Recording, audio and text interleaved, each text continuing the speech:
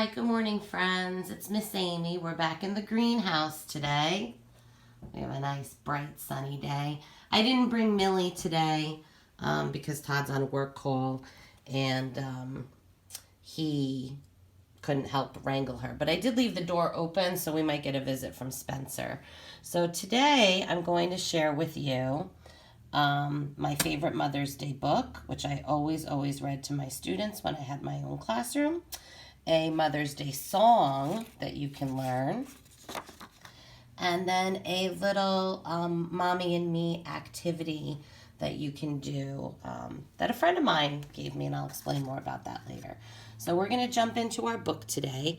It's called The Mother's Day Mice, and it's by Eve Bunting, and it's illustrated by Jan Brett. And this is one of my favorites, especially one of my favorites for Mother's Day. You can see this book has been loved to death.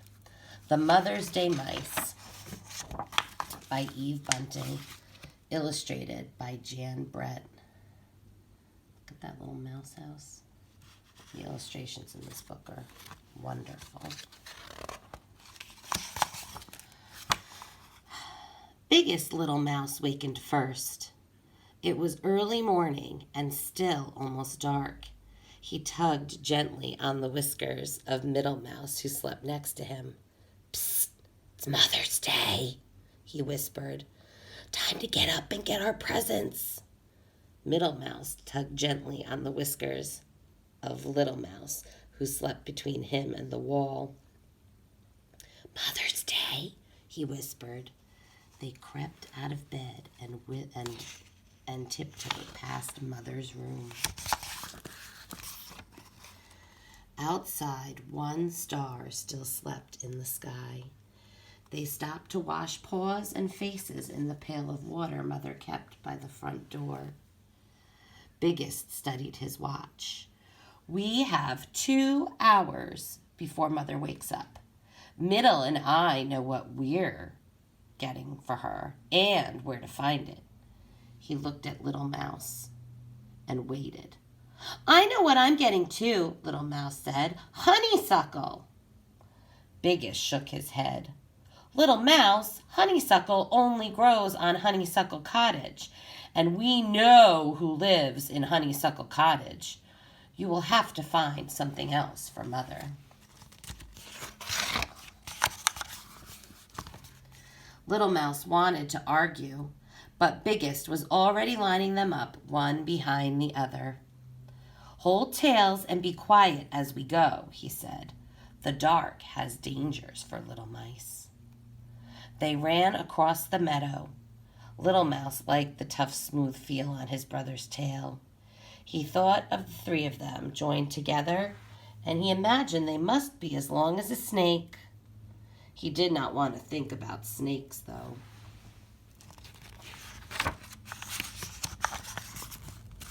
The edges of sky were streaked with morning. A red fox passed them on his way home. They crouched till the white tips of his tail disappeared into the trees. "Grrr!" said Little Mouse fiercely. "Who's afraid of him?" But his voice was so weak that he could barely hear it himself. An owl sheared above them as they lay hidden in the long grass. Little Mouse kept his eyes tightly closed. If he couldn't see the owl, well, then the owl couldn't see him. "You didn't have to squeeze my tail so hard," Middle Mouse told him when they stood up. I thought you might be frightened," Little Mouse said. I was just telling you I was here." Middle Mouse sniffed.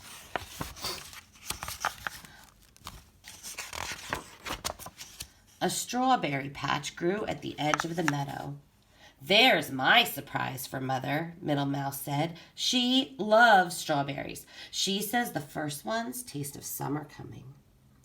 Biggest Mouse boosted Middle Mouse so that he could get the roundest, reddest berry from the top. Its weight tipped him back as he carried it.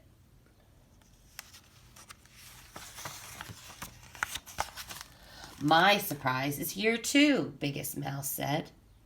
He picked a dandelion fluff ball and held it high by its milky stem. It's a wish flower. A wish for Mother. Little Mouse thought the fluff ball was beautiful as spinning of spiders' webs. He could see the sky through it. Mother will love it, said Little Mouse. Now can we go for the honeysuckle? We have time, and maybe he won't be there. Biggest Mouse sighed. We'll go take a look, but only because you are the littlest and it is Mother's Day. And we won't go close because Cat is always there. Cat was there. He lay on the porch of Honeysuckle Cottage, monstrously big, monstrously black. When he yawned, his mouth was a dark, spiked cave. Little Mouse could see it clearly, even though they weren't very close. Maybe he'll leave soon, Little Mouse whispered. He pulled his eye away from Cat to the honeysuckle that twined around the porch. Honeysuckle for Mother. Inside the cottage, someone was playing the piano. The tune was Twinkle, Twinkle, Little Star. Dum-dee, dum-dee, dum-dee, da. Maybe Cat likes to lie in the sun and listen to music, Little Mouse whispered. Maybe the person will stop playing soon and Cat will go away. He sniffed the honeysuckle in the air and pretended not to see Biggest Mouse check his watch. Dum-dee, dum-dee, dum-dee, da. That person is not going to stop playing, Middle Mouse muttered. He set his strawberry on the ground. And a beetle came on the run. Middle Mouse picked it up again and shooed the beetle away. Little Mouse began creeping toward the cottage on his belly. Biggest yanked him back by the tail. What if Mother wakes up on Mother's Day and all her little mice are missing? Or worse, eaten, Middle added. We have to go. I'm sorry, Little Mouse, Biggest said. But inside Little Mouse's head, something had started to beat. Something wonderful that was the beginning of an idea. Something that was even better than honeysuckle. The sun made a pink path across the meadow as they ran for home. Bring her a daisy, Biggest shouted over his shoulder. She likes daisies. Bring her a rock, Middle puffed, a small rock that is not hard to carry. They are nice, said Little Mouse, but they are not special enough for this special day. He had something special, though. He had it strong and firm in his mind when they got home. Biggest stood the fluff ball in a jar beside Mother's chair. Middle put the strawberry on a blue dish on the table. I'm glad I didn't roll it, he said. Sometimes I wanted to, but I carried it all the way, and it isn't even squished. He glanced sideways at Little Mouse. The strawberry can be from you too, Little Mouse. And the fluff ball will be from both of us too. Thank you, Little Mouse smiled, but I bought something of my own. He thought it was funny when his brothers looked around and rolled their eyes at each other. Something I kept hidden, he said. Biggest Mouse held up a warning paw. Shh, Mother's coming. Happy Mother's Day, they all shouted when she came in the kitchen. And Mother said, why, you remembered. Remembered? We almost got eaten 3, Middle began, but Biggest poked him hard. Sometimes Middle talked too much. Mother blew on the fluff ball and it exploded into a million beautiful feathery seeds. Did you make a wish? Biggest Mouse asked. Yes, a wonderful wish. Mother cut the strawberry into 4 pieces. I love strawberries. The first one's taste of summer coming. She nibbled on an edge of berry and closed her eyes. And Little Mouse knew that she was tasting sunshine and sweet corn and the cold waters of Meadow Stream. Now me, he said. He was so excited that he thought he might explode like the fluff ball into 1,000,000 pieces. The music he had heard at Honeysuckle Cottage was in his mind, and he clasped his paws and began to sing.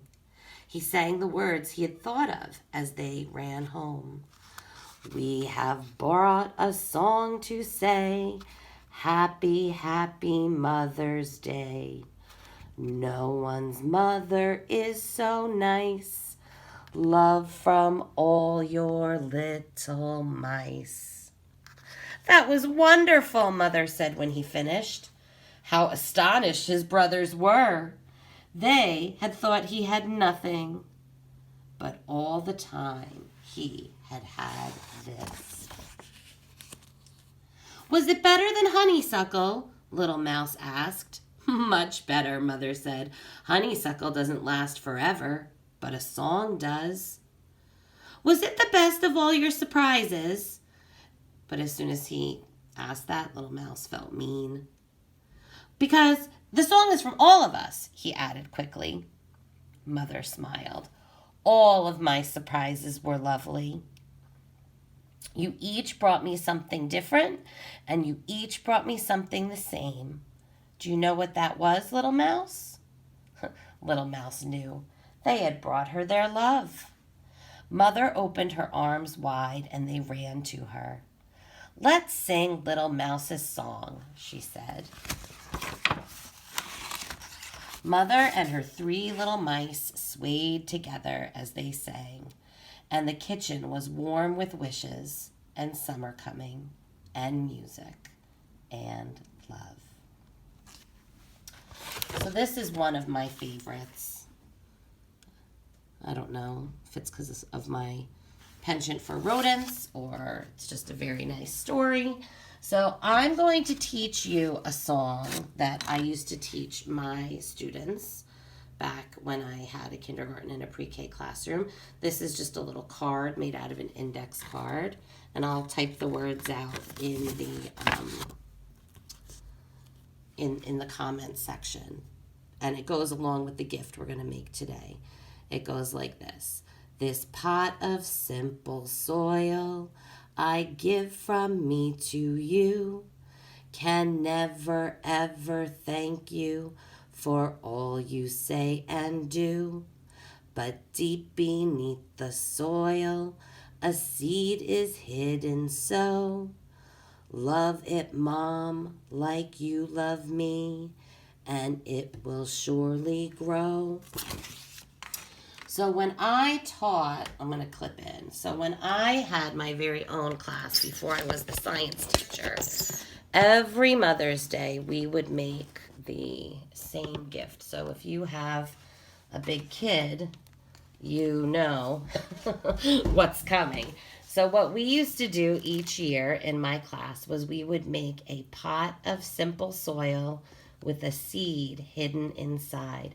Now this year, one of my good friends who used to work at Amtree, his nieces have a little business. You can't go outside and have a lemonade stand anymore. So what they've done is they have created seed kits.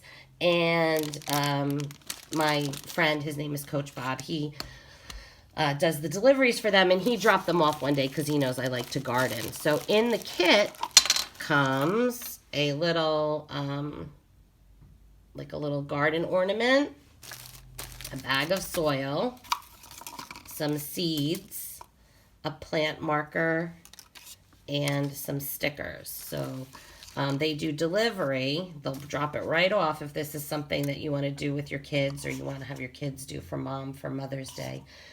And it comes with a pot. Now, you could stick your stickers on the pot, but I like to do a little artwork. So I've got my paint pens.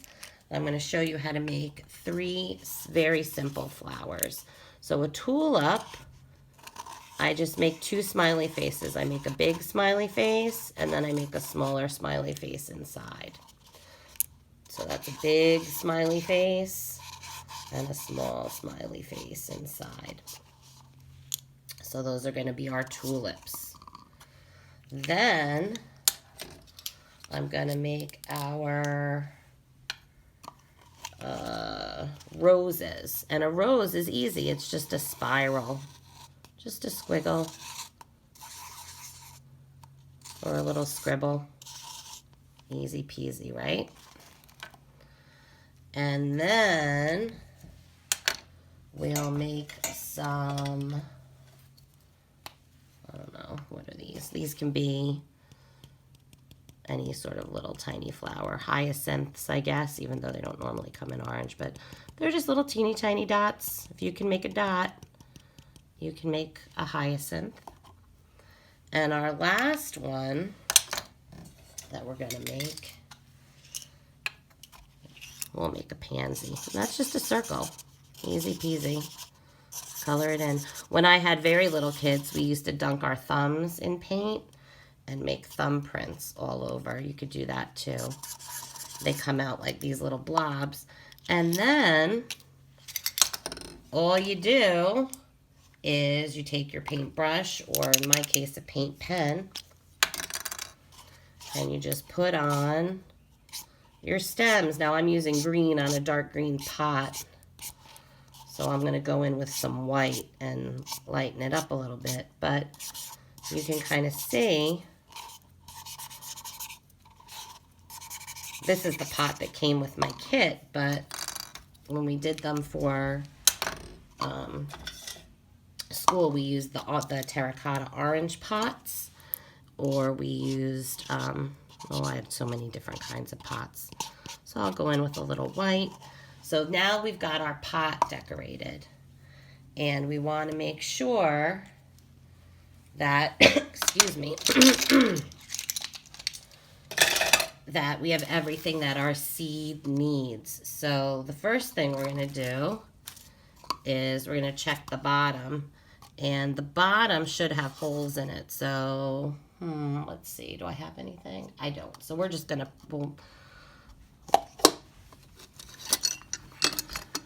let's see if I can, there we go. I'm going to put a little hole in the bottom because a lot of seeds don't like wet feet. Then we're going to put in our soil, and you could use, I've got my tiny, of course it's never the one I grab, got my tiny garden shovel from my good friend Miss Linda, and I can put in my soil. And then, remember, we never really want to plant dry. So we're going to take our watering can and add a little water. And you're going to see it's going to drip out the bottom. And that's okay. We're going to want to stir it up a little bit. That's why I'm in my greenhouse. I don't mind spilling and making a mess in my greenhouse. So you kind of stir it up. Make sure that soil is damp, not soaking wet. And then you open your seeds. Now this is a seed mix of all perennials. And perennials we're going to learn later, but perennials are plants that come back every year. And there's a lot of seeds, much too many for this pot. So I'm going to take a few and I'm going to sprinkle them in here. And the rest, I have a big pot outside. And I'm going to add that to that. That's my butterfly garden pot. We're going to put a little bit more soil on top. And then I've got my plant marker, which if you want for, you could write I love you, or you could write the kind of plant. These are wildflowers. So I'm going to write wild flower. And I'm going to put that in there. give it a little bit more water. Give those seeds another little drink. I'm going to put my little fairy in. I got a fairy in mine. Todd got a garden gnome in his. So each kit is a little bit different. And like I said, this is my friend's nieces who make these little kits. But the family also does big craft kits for families, and they also sell seeds and seedlings. So all of the plants that we're going to be getting from these people. Watch Your Seed Grow. And they also do fresh vegetable delivery. So Millie did not come, and neither did Spencer. So I'm just going to wish my children and all their mommies a very happy Mother's Day. And we'll do our song one more time so that if you want to learn, if you want to remember how to sing it, we'll do that too. This pot of simple soil I give from me to you. Can never ever thank you for all you say and do.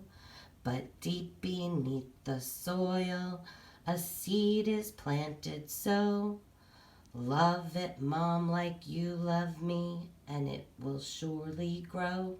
Happy Mother's Day!